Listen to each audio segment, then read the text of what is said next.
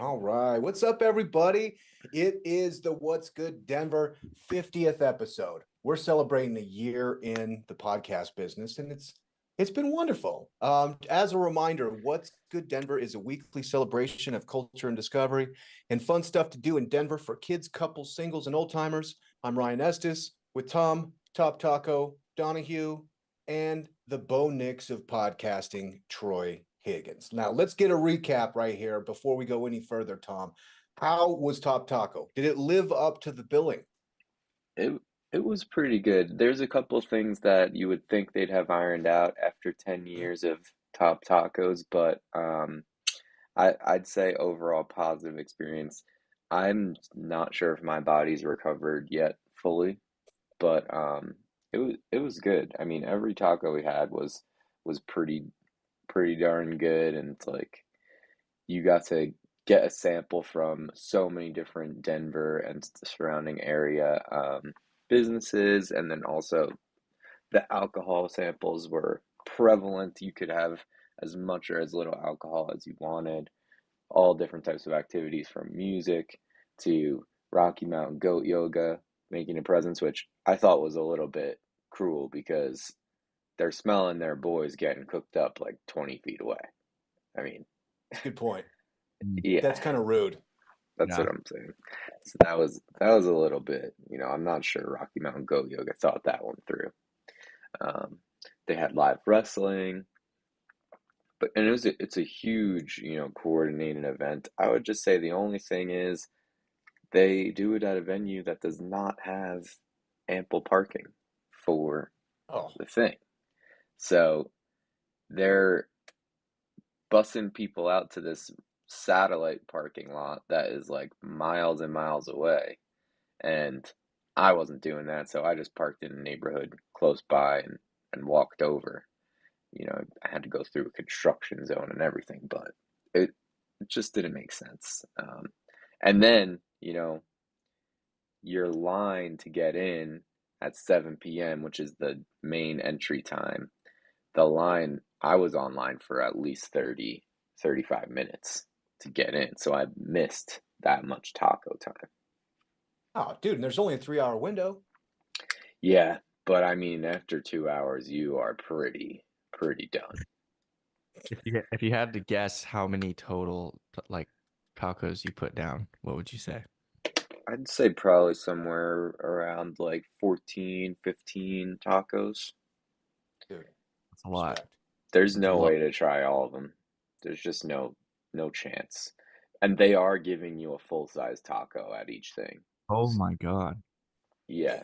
So you're only one place was giving like half cut tacos, and it was like a quesadilla taco, so it was like possible to cut in half because they like basically turned into little quesadillas. Um, and they were doing that because like you got to dip it and everything in the consomme. But no, every you a full size taco. So you had to be you had to pick and choose who you wanted to try, to be honest. But it You was said a great I think time. were you saying Bombitas was one of your favorites? Yeah, well, I just liked what they had going on. There was plenty of really good, solid tacos. This one Boulder Company had like one of the best steak tacos that I tried, and then I have a list of a couple good ones. I think Rosalita's had a really good pork taco. But that Mm. Bombitas thing, um, I know that Bombitas has actually hit us up online. We'll definitely reach out to them and try to chat with them. But the Bombitas thing is basically like a bath bomb for your crock pot, and it helps you make some burrito tacos. So all you got to do is go buy the right meat.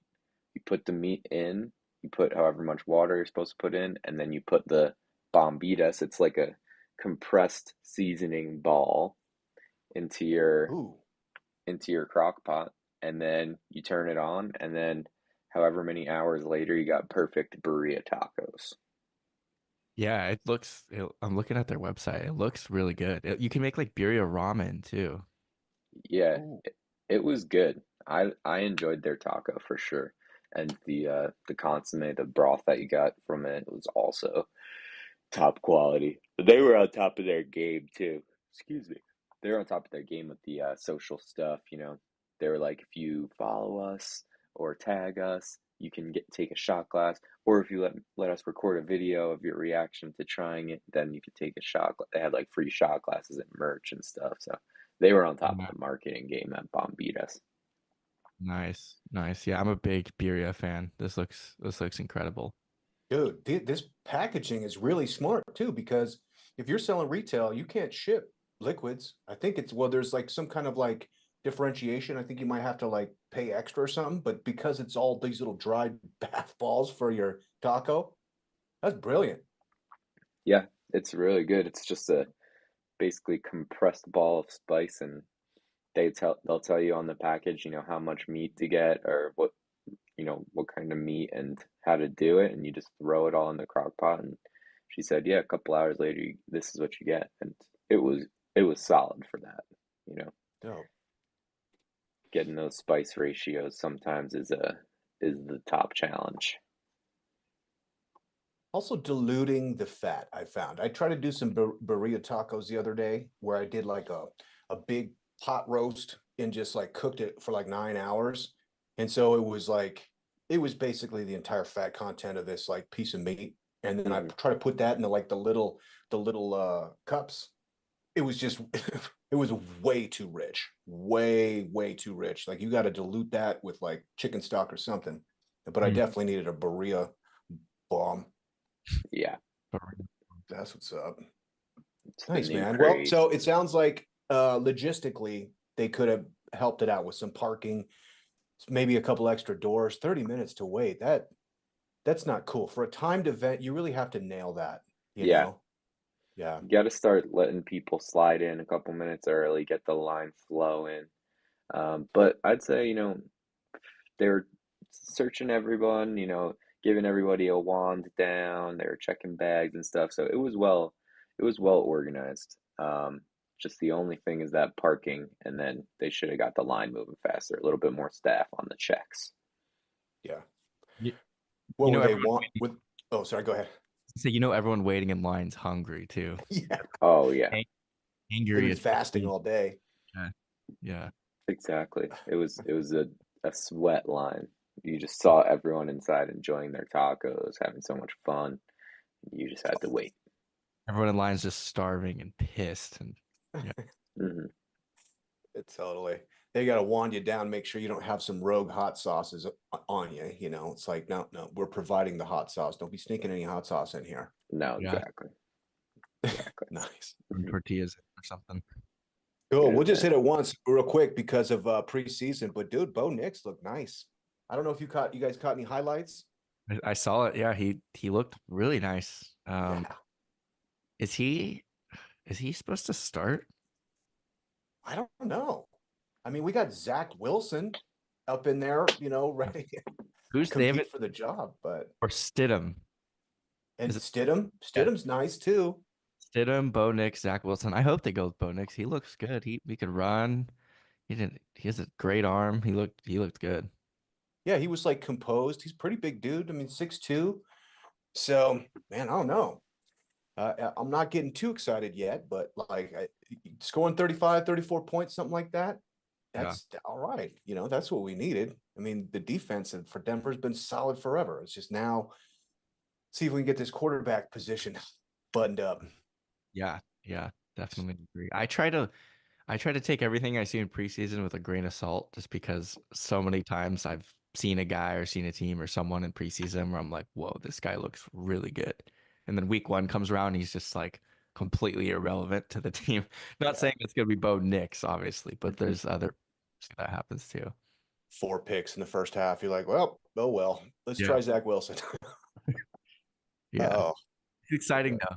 It's exciting for sure. yeah, totally. So excited to get into football season. I mean, now the Olympics were just a great 2 weeks. I loved it. That closing ceremony was so sick I with didn't like see it. Tom Cruise. Tom Cruise. They had the cool gold angel that was like crawling around doing stuff, flying around with pianos. It was cool, man. I might need to check that out.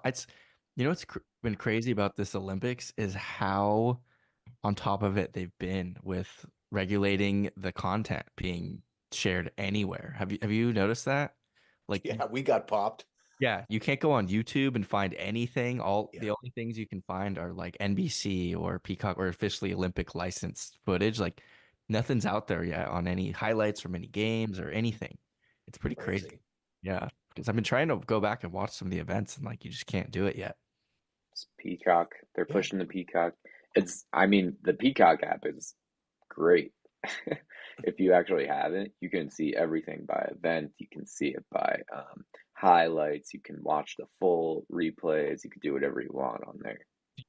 I haven't even tried that. So, so yeah. So you gotta go directly through them to get it, to get your Olympic content. Yep. Peacock, is that a subscription? Do you have to pay for that? Mhm. Yeah, Yeah. hmm Peacock is NBC's thing, right? Yes. And yeah, that's where they do all the Olympics. Like that's the official spot to stream the Olympics. Mhm. Um, but no, it works great if you got that. Luckily, my roommate has it because he's watching all the sports, so he needs to have NBC. But yeah, it's nice. My old roommate had it, and my TV was in the living room, so it's just signed. We moved since then. It's just signed in on my TV, so I don't know if she knows we're watching it, but if she's Dude, listening to this, thank you. get on there. You can watch whatever you want. Yeah, no, we've been watching the Olympics on it. Like, I'm just so used to you want to see a highlight, go to YouTube, you know. Yeah, yeah, right. that's the best And place for it. I But gotta go back to the source. Yeah. hmm It was cool. I loved it. This might have been the most I've been into the Olympics yet. The b-boying at the end was super dope. Skating, dude. I caught some Niger clips, man. I think he got bronze or something. That dude is so smooth. It's yeah, unreal. it's all good. I've got to watch too. There was BMX Park, and I'm not sure if they had street, but there was definitely BMX Park. I'm pretty sure. I got to go check that out. Totally. Because that's always high flying, danger, and action when you watch Hell those yeah. guys. It's Nice. craziness. The USA Serbia game, I think that happened since our last recording too. Yeah. That was like one of the best basketball games I've ever seen. I don't know if you watched that game. I only caught the highlights. I mean, seeing how like America stepped up, Steph Curry like went off, Yeah, but yeah, it yeah, was crazy. Like Serbia was winning the whole time, like handedly. And in the fourth quarter, it kind of looked like they were just like, oh wait, we're winning. Like we're actually winning. Like, and they wanted it so bad that they kind of just like strayed Messed it away up. from what they did the whole game. dude, those guys were playing like Jokic was gonna take their wife. Hmm. They're like, dude, this guy cannot do this to us everywhere. Yeah, yeah, It's great. yeah. It was awesome. Oh, so good. All right, let's dive in, guys. Today's feature is Denver bucket list items. I don't know how we want to go about doing it, but I got a bunch of stuff we could throw out there, but we'll figure that out when we get there. To follow the show, go to kitcaster.com/Denver and subscribe to TikTok, Instagram, YouTube, Apple Podcasts, or Spotify. Our music is always by Troy Higgins, and our sponsor today is kitcaster.com. If you want to go on the world's top podcast, kitcaster.com is the ticket to get you there. All right, let's dive in. Tom, what do you got on the events today? I have a lot of music this week, lots of music events going on. First thing I'm going to highlight because I know that I'm always putting out dance music stuff into the atmosphere, but I'm highlighting 21 Pilots at Ball Arena this week on the 15th and 16th. So that's Thursday and Friday, I believe. Yes, 15th and 16th at Ball Arena. I think 21 Pilots is one of the best live shows I've ever seen in my life. Really? Yeah, they got it together. They know what they're doing, and the energy in there is always super high. You just got two dudes up there. One guy's on whatever it is, a guitar, a bass guitar, or a ukulele at some points. The other guy's just destroying the drums. And I mean, they're great. They have a well produced production. Well produced production.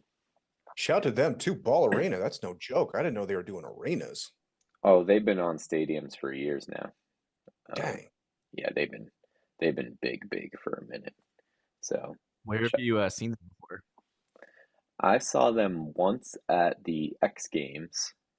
This must have been like 2012, or sorry, no, not 2012, 2016 or 2017 X Games. Mhm. That was awesome. And that's how I really started to like them. And then I went and saw them at a stadium show in New Jersey, Newark, New Jersey. Um, Oh, and that's when I was like, wow, their show production is really next level. So when you go see this stadium type show that they're putting on, it's like it's the real deal. They don't they don't mess around. They got things together, and I think they just came out with a new album, so that's what they're touring for right now. Nice. So shout out to 21 Pilots. They get it done. Um, I'm highlighting this progressive house day party. So on the other end of the spectrum, this is going to be a chill day party. It's hosted by Snag Collective, which is a buddy of mine. They have a hat company down in Rhino, where their warehouse is at, and they open up the doors for some events about once a month. They also do First Fridays down there, but this is a super cheap opportunity to get 7 hours of daytime sunshine progressive house music. So it's $8 general admission if you buy a ticket before. And yeah, they will have affordable boozy and non-boozy drinks up until 9 p.m.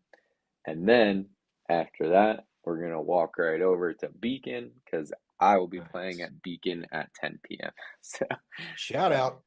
little no. self promo plug right there if you want a day of house music and then maybe a little bit more bassy and house music bangers. You can come out on Saturday. Nice.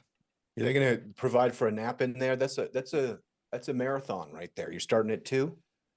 It starts at 2, you know, if you gotta get, they got like 8 progressive house DJs lined up from 2 to 9. Is And then wait, progressive house? That's like Avicii type stuff, right? yeah, kind of that type of vibe is what it's gonna be. Like not so much tech house, it's just gonna be a little bit more I think they're going for like the day party type progressive house. I mean, I'm interested to see what everybody's gonna play because all of those artists, some people are more minimal, some people are a little more techy. I've heard of a lot of them around town, but we'll see what it actually ends up being because who knows. But Interesting. Yeah, because I remember back like progressive house, like if you looked up the category on Beatport, it was like the happy, euphoric, like EDM sounding, that's like what I think they're going for. Yeah, oh, okay. All right. but again, we'll see what everyone brings out to play. Um, Nice. but then yeah, Beacon is just gonna be party bangers, house bangers. So that's Mhm. gonna be fun too. That event is put on by Plus One Productions that night. Wild and Fresh. Shout out to them for bringing me out. And then we got Red Rocks this week tonight, Tuesday, the 13th. The Head and the Heart with Houndmouth and Michigander. Michigander with the solo acoustic set. No band. Cool. Wow. Wednesday and Thursday, The Revivalist and Spoon. Cool. I don't know them. Do you guys know The Revivalist? No, I do I not. know Spoon for sure. Spoon is super nice. Oh, cool. I don't think I know the Revivalist though. Support from Whitney with those guys as well. Friday, Atmosphere with support also having Method Man and Redman, and then Deltron 3030, No Fun, and Scratch Bastard. Nice. That's That gonna sounds be fun. pretty sick. Yeah, that's Friday this week. Saturday, big. Dell is well, Oh, I'll just put it in there. Dell's in my top 5 best rappers all time. Dell's up there. Deltron. Oh, hell Yeah, yeah. Nice. Method Man and Redman. I've seen them at Red Rock before. It was good. It was fun. they're great. Saturday, Big Wild live show. Support from Poolside and Twin. I I love Big Wild. I've also seen them at Red Rocks and plenty of other places. They always do it just right. Poolside is cool too. Oh, really? Have you know them? Yeah, they have a couple good songs. Hell yeah. Sunday, OAR or and Fits and the Tantrums, DJ Logic, Monday, Film on the Rocks, Mad Max Fury Road. No big show on Monday, but they do got the Film on the Rocks. And then I'll do Tuesday. I'll just shout this out next week in case people want to know, because I know Nathan O'Ratliff and the Night Sweats are a big group. So Tuesday and Wednesday, that is next week as well. And that's what we got. Is this another week with no bass? The Big Wild is the most bass you're gonna get, but nope, it's not really. It's not true Yeah. bass. No Oh, bass this dude. week. You know what happens is that, early season, the bass acts come out and then they hibernate a little bit late summer, and then once it starts getting cold again, you get those like fall time shows at Red Rocks. That's when they come back out.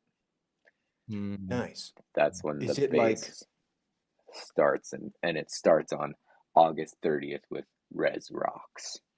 And then from Nice. then on, I bet it'll be, let's see. bass is back? Are they like a bear? Or do they go into hibernation, come out like fit and like thin and trim? Or are they like a butterfly where they go into a sarcophagus, or not sarcophagus, but like a cocoon, and then they come out, emerge like a butterfly? They just emerge wearing oversized hockey jerseys and other types of warm materials like pashmina Yes. hockey jerseys, um, big hoodies, because, I think they can only take so much heat in the Yeah, summertime.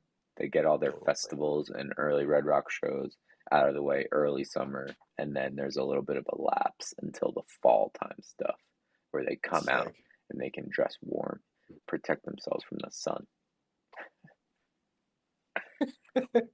Nice.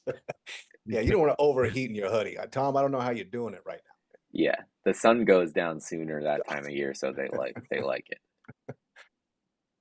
Yeah, that's now. definitely like an aspect of, I feel like, that the bass music scene is where you wear like more clothing, like you wear more clothing than the weather permits. Yeah, yeah, they do. Wow, there's gonna be 2 days of LSZ, Closey, and Alice Dream in October. That's gonna be pretty cool. Alice in Wonderland, Zed, Porter Robinson, Troy Boy. Porter Robinson is playing this weekend in Denver, so it looks like he's got Oh, nice. another show. Yeah, there will be plenty of bass to share in the weeks to come. Don't you worry. Nice. And that's all Awesome. I got. That's Red Rocks. Okay, cool. I got a couple of things here. I'm going to start off with this Saturday, Solteca Fiesta in Mercado. It's the inaugural Solteca Fiesta in Mercado, hosted by the Latino Cultural Arts Center, celebrates the diversity, creativity, and collaboration among the Latino and indigenous communities of Denver and beyond, which I think sounds amazing. Admission is free, and there's over 100 different vendors. Now, what I love about this is it really taps into something that's near and dear to my heart, which is this area of like the old west, and I'm going to expand that out a little bit to be like the 1600s to like the early 1900s, where you have this era where the Spaniards come in the west coast, and kind of bopping in and out, but what they do is they drop off the horses, and the horses spread dramatically quickly across the entire west, where you have maybe for 200 years, 1600s to 1800s, where I don't know how many sprinkled white people are in the interior of the land, but the horses are all over there. And so the indigenous tribes of the plains and in the western slope, the Utes and all these like amazing traditions, not only did they have their culture, but now they have this amazing technology of the horse, which greatly it improved their lives in so many ways. So you have like this 200-year span of like unbelievable human thriving. And as being in Denver, being in Colorado, we get the benefit of that because that culture has evolved. So a lot of folks, especially if they're new to Colorado, they're new to Denver, they think about, oh, Mexican culture, Mexico culture. They're thinking about Mazatlan. They're thinking about, sandy beaches. But in reality, just, a few years ago, like Colorado was part of Spain, Colorado was part of Mexico. So as the borders have gone back and forth, the people and the culture of Spanish and Mexican and indigenous native cultures in Denver have remained. And I think it's really important, especially for new folks that are here, to experience what it is to have like legitimate Colorado culture. When I see critiques of Denver, it's a lot of people like, oh, it doesn't have a personality, it doesn't have this, doesn't have that, because these are people that come down, they go to Rhino, and then they use this as a place to sleep when they go snowboarding and mountain biking. They don't really understand the cultural significance. They don't really understand the geographical significance of the confluence of the Platte and Cherry Creek rivers, where you could sit in your camp and look at Pikes Peak and be like, dude, do we really want to go up there? Why don't we chill here? And that contributes to Denver's kind of laid back attitude. So I don't think that necessarily is at the heart of this festival, Solteca Fiesta and Mercado, but I think that it's there to be enjoyed. It's like this mixture of Spanish, Mexican, indigenous cultures that has always been in Colorado. So I'm really stoked about this one. I think people should definitely check it out. Now, maybe a little piece of more modern Denver culture. We have the Colorado Goth Society meet and greet, Darkness Over Denver. That's also Saturday from 11 a.m. to 3 p.m. at Auraria Parkway. Do you want to learn about the metro area's vibrant goth scene? Tom, I know you do. Well, the Colorado Goth Society is hosting this free event with over 20 local vendors, as well as a variety of bands and DJs, door prizes, small bites, and even an area for children's games. So I was super stoked about this because I see there's a new Beetlejuice movie coming out. Mm-hmm. There is. Dude, amazing. And Yeah. also, I thought it was cool that the Goth Society meet and greet is 11 a.m. to 3 p.m. It's an afternoon meet and greet. So you can meet your local goth, which I think is important. When the sun's out, that's crazy. I would have thought they wanted to be night owls too, but I'm wrong, I guess. I don't know. I know. Yeah. And, I was talking to Heidi about this, about how like goth and metalheads always looked really kind of scary. That's part of it, is like, you got to look scary, but they're really cosplaying as being scary when actually they're like the sweetest, most kind, beautiful people there is.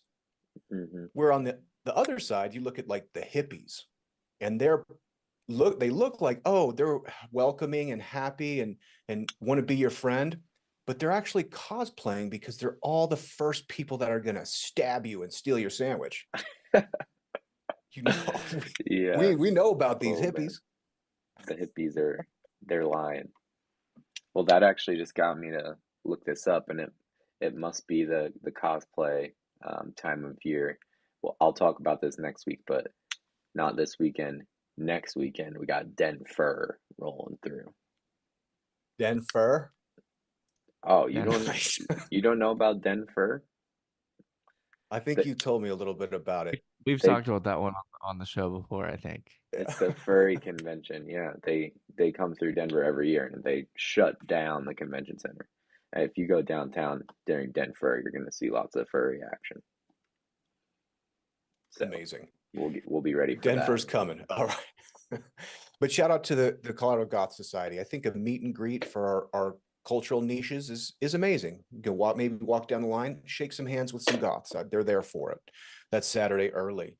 Okay, we've also got Saturday, September 26th. This is in a couple of weeks. I don't know how this got on my thing. I thought this was earlier, but anyway, I'm halfway through. We'll do it. It's Colorado Photographic Arts Center. The doors open. We'll kick off with a reception honoring the 5 award-winning photographs for the Your Denver photo compilation. So this is basically a photography festival, which, I something about photography I really like. Not selfies. There's actually a photograph that's haunting my dreams right now, Tom. It was when we were at that restaurant a couple weeks back. And boy, have I been doing cardio since I've seen that picture. But that's not what this kind of picture is, you know. So this is like a kids photography competition. So we'll kind of touch on that as we get close to it. The next one also is a couple of weeks away. Now, this is one I wanted to talk about because I want people to mark their calendar. They're going to need to be involved in this. Okay. This is the Park Hill Cat Tour. And this is Sunday, September 8th, between 9 and 11 a.m. And what they're going to do here is everyone meets at the Honey Hill Cafe. And then what they have is they have participating cats. There are 10 stops on the cat tour. They're promising 17 kitties that you get to meet, and even a couple of bonus cats along the way. I'm sure that everyone will have their eye on a swivel for like maybe some feral cats, maybe some other non-participating cats that want to join. But this seems like a really good way to drink your coffee and walk through your neighborhood, beautiful Park Hill, and meet the different cats. Wow. That's You know? they have some confidence knowing that they're going to be able to see all those kitties. I know.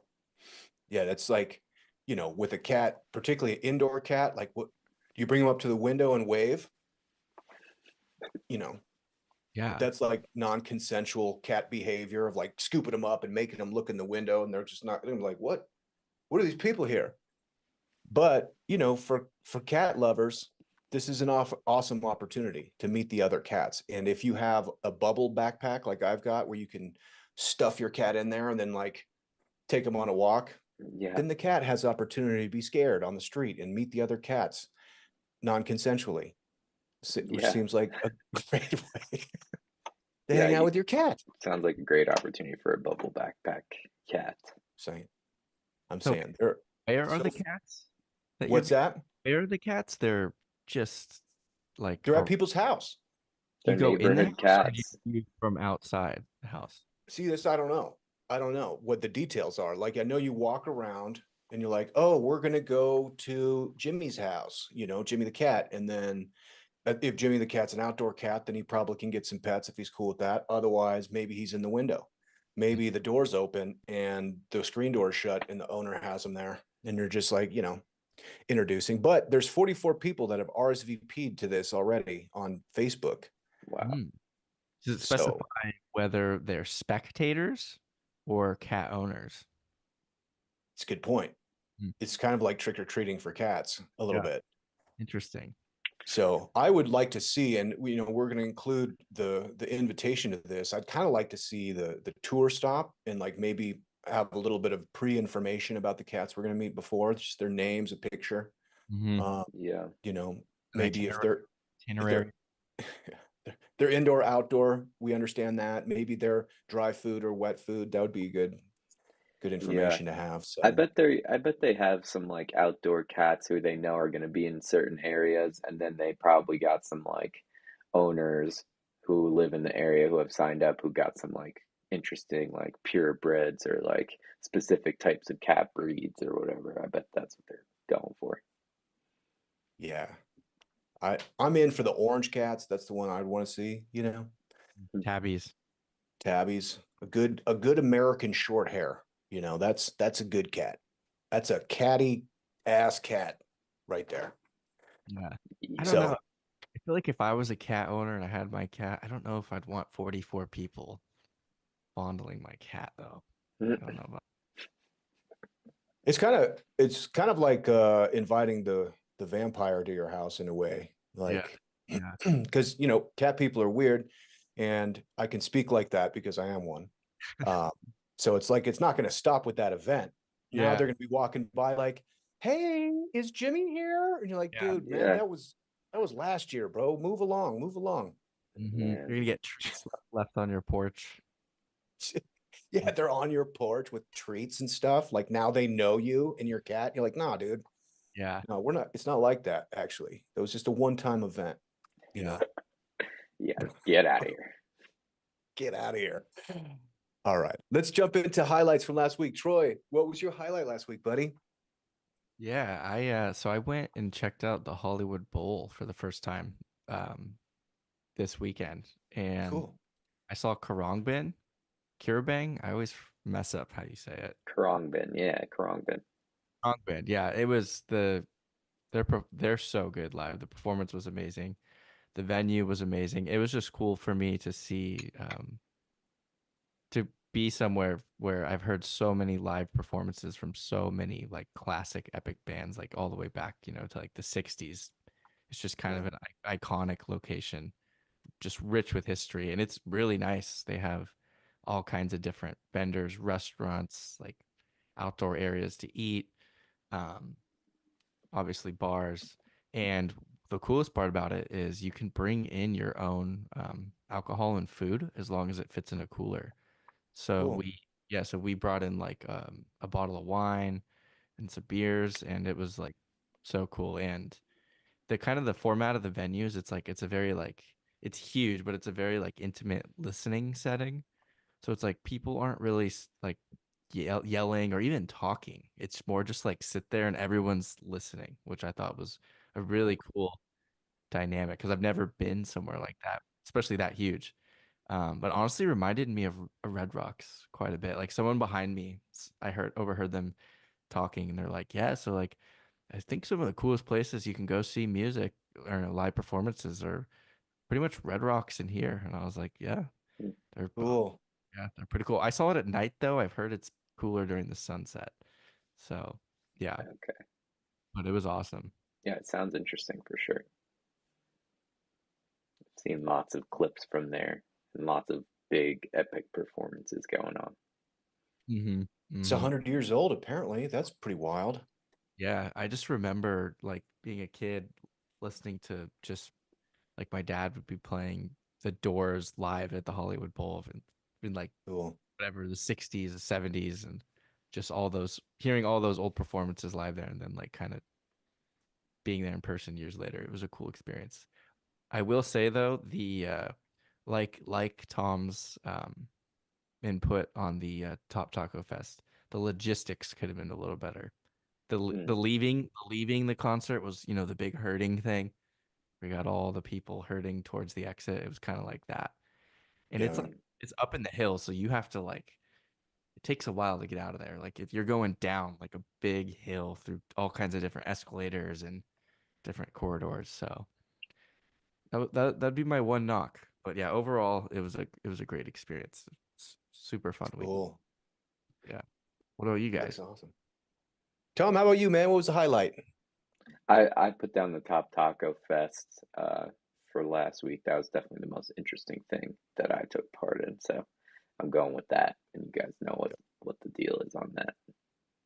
Nice. That's a good one. For me, I went into the backcountry Friday through Tuesday. Flat Tops Wilderness is my spot. It was great. This time of year is amazing because it's like dragonfly season. So, you get like these giant 4-inch, 5-inch dragonflies, and that means that there's no mosquitoes, you know. So, last time we were up there, it was probably about 6, 7 weeks ago, and just got absolutely decimated by the mosquitoes. But because of these dragonflies, they're all gone. And it was kind of cool too, because we're doing it's also, hopper season. So all your dry flies are hitting now. And so Oswald and I were like putting on the flies, and when you'd let it go just in the wind, the the dragonflies would come out of nowhere and be like and like look at the lure, Mm, because they were gonna eat it. catch a But we're dragonfly. so lucky that dragonflies are small, dude.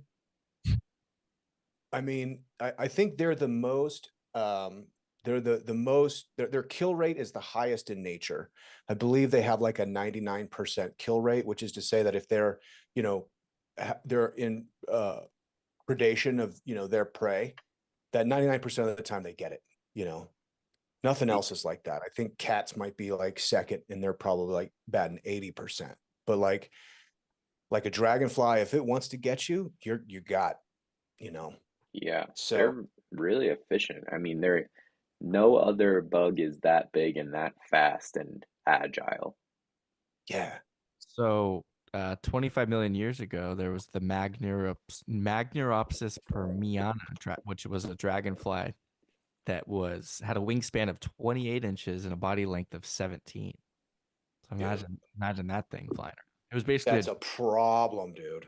basically Yeah, a imagine giant. that taking a Yeah, it's bite out of you. like a swarm of them attacking you.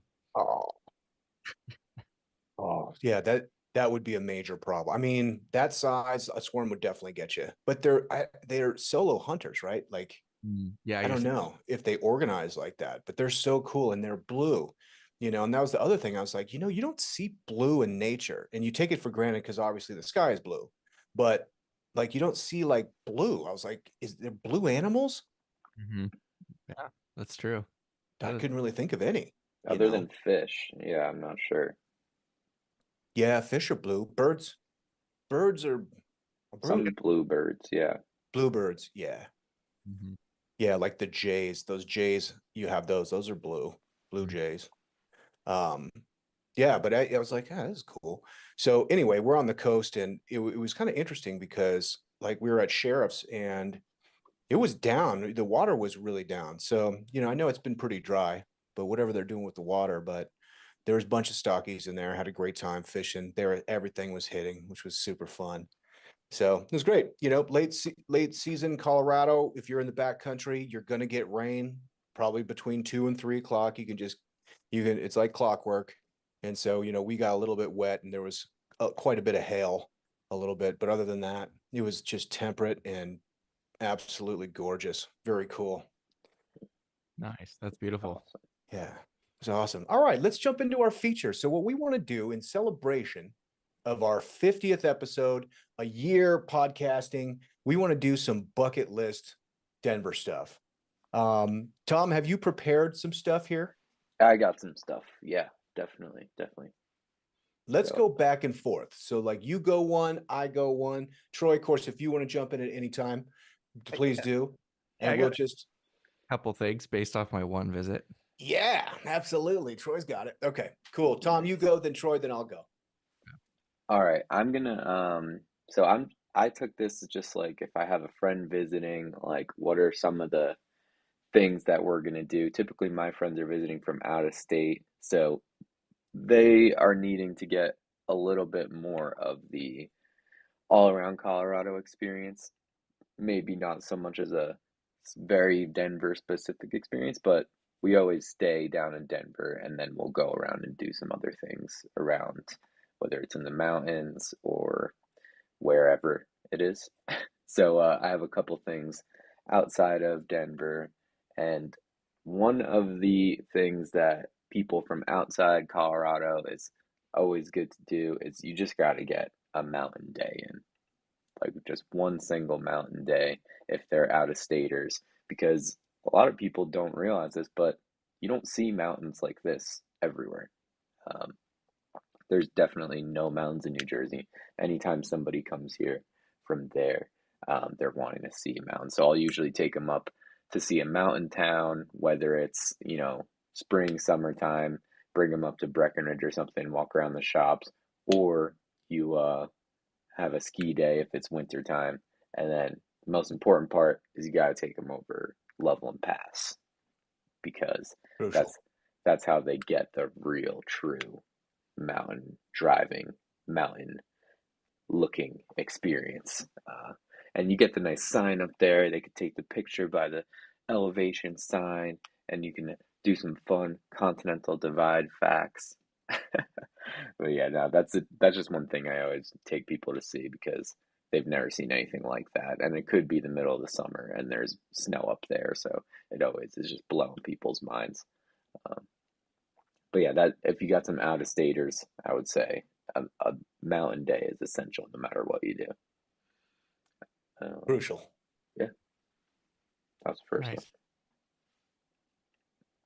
I think in my limited experience there, I mean I gotta shout out Red Rocks just because it's an iconic location. It's beautiful. Probably one of the most beautiful backdrops I've ever seen at a concert venue. So I would say like for anyone visiting or passing through, it's a must-see location. And I didn't even get to see a live show there. I saw a pre-show warm-up. So I can't even imagine what an actual show would be like there. Definitely gonna have to see that one day. You know And what? There was one thing, Troy, we should have made you do what's as a, that? a Denver bucket list item at Red Rocks. which is and that's the perfect time. It's not in a show, but it's starting at the stage and then running all the way to the top. And you got to go one stride per step. Okay. Boom, boom, boom, boom. And that's a good test to see where your cardio is at. Your altitude cardio, yeah. I might pass out when I get to the top from the, but I need to do that. That was one thing I did not do when I was there. And then another thing that I really want to do, I didn't get to do while I was there. I can't say this is a bucket list thing, but I would love to go to Mile High just because that stadium looks really cool and just the history there, there's just been some great teams have played there, great quarterbacks that were kind of the face of the Denver Broncos. I feel like that would be a really cool experience to see a game there. A lot of wins from the Raiders at Mile High over the last 10 years, particularly. I hate to say. Yeah, very true. Very true. I'd be channeling some Peyton Manning vibes, I feel like, in there. I just remember those days. They were so good. Yeah. You mean the number one producing offense in NFL history? Yeah, that's the one. That's what I remember those days. Nice. I've got one. I'm going to go a little weird. I'm going to go a little ethereal bucket list. This might be for people that have been here a while and need to do some, be inspired. So Denver was designed, if we're talking about Civic Center Park and the Capitol and everything, I think like late 19th century. And really could be described as peak Freemason like time in America. So the Freemasons, of course, architecturally build a lot off of the Egyptians. They build a lot off of the Greeks and the Romans. And what the Egyptian in particular, when we think about them, you think about the pyramids and you think about how they're celestially oriented with different stars and the cardinal directions. Somehow the ancient Egyptians knew exactly where north, south, east, west, where the poles and all that. And it's all lined up to like Orion's belt. It's wild. Well, the study of that is called geomancy. And it's the way that like it's bringing the sacred into geography to demonstrate domain. I need to get a Freemason in here to really talk about it. I don't know what I'm talking about. But this idea of geomancy is full of like really fun conspiracies and weird outlandish stories. It gets into like as deep down that hole as you want to go. But what we do know is that Denver was laid out by these guys to say that like we need to orient everything by the stars, by the cardinal directions. We're going to put things in intentional places. And what the Masons are so good at is winking at other Masons. So they put like their iconography and their like symbols and stuff. And Dan Brown wrote all kinds of cool novels all about this stuff.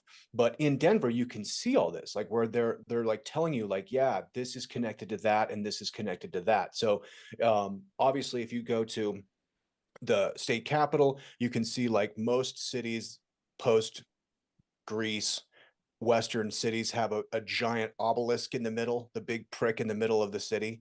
You've got that, but then that sets your orientation. So like from there, if you're going like due east, north, south, that there's other artifacts, architectural artifacts. There are cathedrals that tie into that. There is the cool like state capitol that it's not the state capitol. I think it's actually the Denver County Court right there. And there's like the Denver Post building that has this cool sculpture of like two heads with like a pendulum in the middle of it.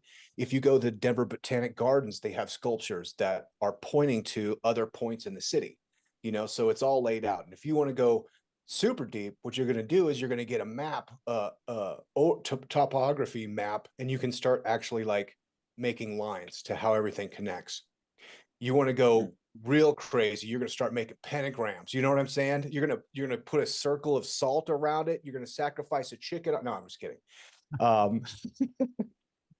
But it's cool. And it's kind of a way that the architects that built Denver's civic buildings are winking at us into the future of like, yeah, look, we did this intentionally. Like we put like these little secrets and cues here for you to kind of trip out on.